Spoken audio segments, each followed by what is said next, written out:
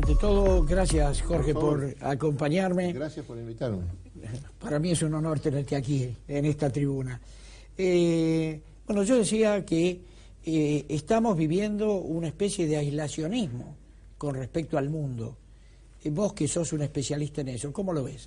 Bueno, los dos principales socios comerciales de la Argentina son China y Brasil. Perdón.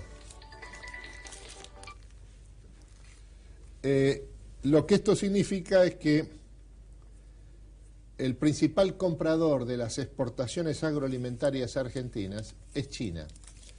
Las exportaciones agroalimentarias argentinas constituyen a su vez el sector decisivo de las ventas externas del país. Más del 60% de las exportaciones argentinas son commodities agrarios o productos agroalimentarios. En este sentido, el principal socio de la Argentina en el mundo en materia de comercio internacional, sobre lo que constituye el núcleo de sus exportaciones, es la República Popular. La característica que tiene el comercio internacional argentino es que el superávit comercial que tiene el país, que en los últimos 10 años está en un nivel de 10.000 millones de dólares por año, está constituido prácticamente en su totalidad por el resultado de las exportaciones agroalimentarias, mientras que las exportaciones industriales son parte de una balanza comercial industrial ampliamente deficitaria. La balanza comercial industrial de la Argentina el año pasado fue deficitaria en 32.000 millones de dólares. Hay un solo sector industrial significativo que exporta en la Argentina, y es la industria automotriz, donde más de la mitad de la producción se exporta, y del porcentaje de la producción de la industria automotriz que se exporta, más de un 80% se dirige a Brasil. Esto es lo que convierte a la relación con Brasil, especialmente en la industria automotriz, absolutamente crucial para el desarrollo de la Argentina. A su vez, para Brasil, en carácter inverso, la característica que tiene el comercio internacional brasileño es que solo el 9% del total de las exportaciones de Brasil vienen al Mercosur, esto es a la Argentina.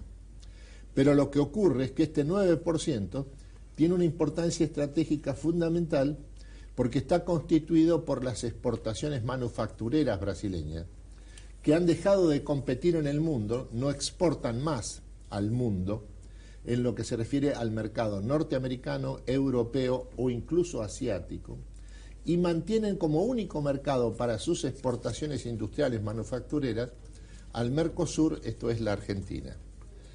La Argentina tiene un sistema de control de cambios, control de las importaciones, desde octubre del año 2011, con el objetivo de frenar el ingreso al mercado argentino de las exportaciones de otras partes del mundo. Esto es lo que ha colocado a la Argentina en una situación de aislamiento internacional, que se ha visto reflejado por las recientes sanciones comerciales establecidas por la Organización Mundial de Comercio en contra del país. ¿Ya se establecieron las sanciones? Ya están establecidas. La Argentina puede apelar y luego hay un plazo de ejecución que nunca va a ser menor a 2 o 3 años. Vos mencionabas que somos los principales, o uno de los países principales productores de alimentos, de agroindustria. Y como contrasentido a ser uno de los principales exportadores de granos, aceites y granos, dejamos de percibir de 5 a 7.000 millones de dólares por año en concepto de fletes, porque no tenemos un solo barco que los transporte. Todos los barcos que transportan esos productos son barcos de bandera extranjera. Así es, así es. Ahora, el elemento que en este sentido conviene tomar en cuenta es que la situación argentina en los últimos 10 años ofrece una particularidad que distingue al país respecto a los demás países de América del Sur. En el caso de la Argentina, es el único país de América del Sur donde el poder político tiene una situación de enfrentamiento con el sector más competitivo de la economía argentina, que es el sector de la producción agroalimentaria. En el resto de los países de la región, encabezados por Brasil, el poder político tiene una posición ampliamente favorable a sus sectores más competitivos, que son precisamente el resultado, en el caso brasileño, también de la producción agroalimentaria. Ese es un tema que no entiendo, porque cuando Néstor Kirchner es elegido presidente y se hace cargo del gobierno, gracias a el campo, a los productos agrarios, él pudo disponer de dinero en exceso para hacer todo el asistencialismo que después hizo. Y sin embargo, en lugar de estar al lado del campo y favorecerlo para que crezca aún más, lo ha estado persiguiendo. Es decir, primero él y después ella.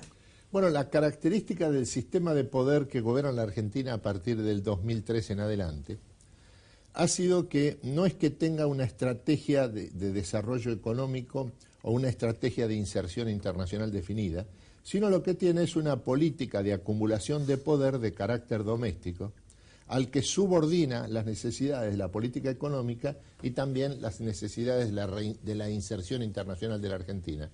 La razón de esto no es una muestra de irracionalidad, sino el hecho de que la racionalidad del sistema de poder vigente en la Argentina en los últimos 11 años ha sido la de crear, acumular poder político en el plano doméstico, subordinando a eso tanto la política económica como la inserción internacional del país. ¿En qué espejo nos miramos, Cuba o Venezuela? No creo que sea ese el caso, ni Cuba ni Venezuela. El caso de la Argentina es un fenómeno propio de las características de la historia argentina y de su propio sistema político. Se habló bastante de la posibilidad de que Argentina formara parte del BRIC, se convertiría en BRICSA. Sin embargo, quien puso la bolilla negra fue Brasil. ¿Cómo ves la situación? Bueno, ¿Hay posibilidades? Los BRICS es una genial fórmula de marketing internacional creada por Goldman Sachs, uno de los grandes bancos de inversión de Estados Unidos, hace 6 años. Lo que trata de identificar, y lo hizo con extraordinario éxito de marketing, es la tendencia central de la época, que consiste en el traslado del proceso de acumulación global de los países avanzados, Estados Unidos, Unión Europea, Japón, a los países emergentes. Y los 3 principales países emergentes son China, India y Brasil. La incorporación de Rusia a los BRICS por decisión de Goldman Sachs, Jim O'Neill, que fue el entonces director de Goldman Sachs que creó la fórmula de los BRICS, fue con motivos exclusivamente eufónicos, se necesitaba una R. Pero Rusia no es un país emergente, Rusia es un gran país petrolero y gasífero. Esto hace que en realidad la fórmula de los BRICS se haya transformado en un ejercicio de la política internacional de la República Popular China. Por eso es que China ha incorporado con posterioridad a Sudáfrica, a la última reunión de los BRICS, con el objetivo no tanto de incorporar un nuevo país emergente que ejemplificara este traslado del proceso de acumulación de los países avanzados a los emergentes, sino de colocar dentro de la fórmula de los BRICS a el principal país africano, expresión por lo tanto del continente africano, del África subsahariana. La posibilidad de que la Argentina se incorpore a los BRICS es una cuestión exclusivamente surgida de las posibilidades del vínculo con China y el contexto del crecimiento, o del mejor dicho, de la recuperación del crecimiento económico de parte del país. Vino el presidente chino, se firmaron una cantidad de acuerdos y los otros días estuvo aquí el gerente de la Cámara y dijo que todos esos acuerdos quedaban suspendidos porque hay una cláusula taxativa que dice que si el país entra en default, todos los acuerdos caen. No estamos en default, están caídas, están suspendidas los acuerdos. A mí lo que me llama la atención con respecto a la situación de default de la Argentina es que un mes después del default del 31 de julio, los títulos de la deuda argentina en default valen en este momento en el mercado mundial 0,84 centavos, 0,86 centavos de dólar. Esto significa que están en el mayor nivel de los últimos 3 años, solo superado por el nivel que tuvieron en la semana previa al default del 31 de julio, en que tuvieron un valor de 0,96 centavos de dólar. Este proceso, por el cual los títulos de la deuda argentina en default no han caído de valor, al contrario, lo han ganado en este transcurso del último mes, está acompañado por un fenómeno también muy revelador. La totalidad de las acciones de las empresas argentinas que cotizan en Nueva York, encabezada por los grandes bancos argentinos, han aumentado sus valores después del default entre 4% y 8%, encabezados por YPF, que ha tenido una valorización superior al 10% de sus valores en lo que se refiere a las acciones que cotizan en Nueva York. Lo que esto implica es que el mercado financiero internacional no cree que la Argentina sea un país insolvente, ni tampoco cree que no tenga voluntad de pago. La situación es completamente distinta a todos y cada uno de los defaults previos de la historia argentina. Este es el 8º default de la historia del país. Los últimos 7 defaults de la historia del país, el primero fue el de 1829, fueron manifestaciones en las que el país se demostró previamente insolvente y por lo tanto carecía de voluntad de pago. Esta vez la Argentina no es insolvente, ni tampoco carece de voluntad de pago.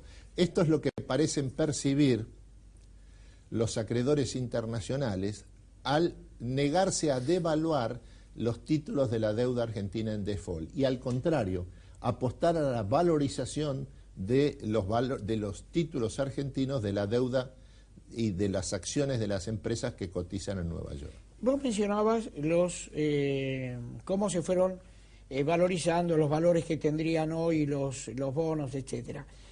Y creo que el juez Griesa, un error que comete, es que obliga a no pagar por la cotización del día, sino al valor nominal, que es, en el momento que se dio, era superior a lo que cotizaban esos bonos. Es decir,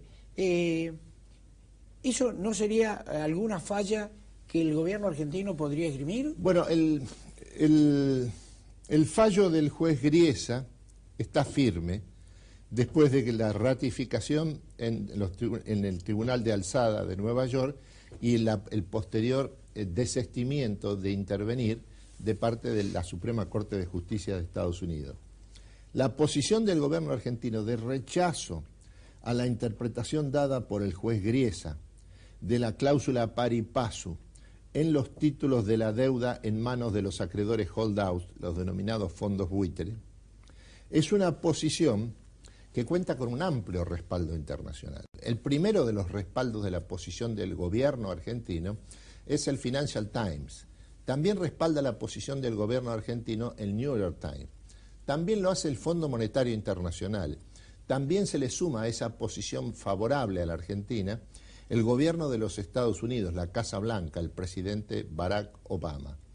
Y por último, es que tiene el respaldo de la totalidad de los BRICS encabezados por China.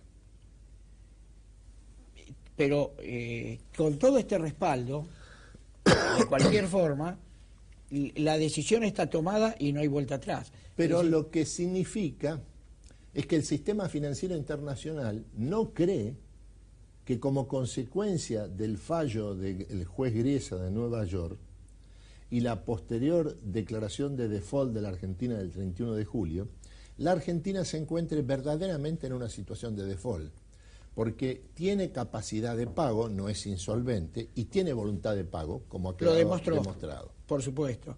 Te llevo a otro tema.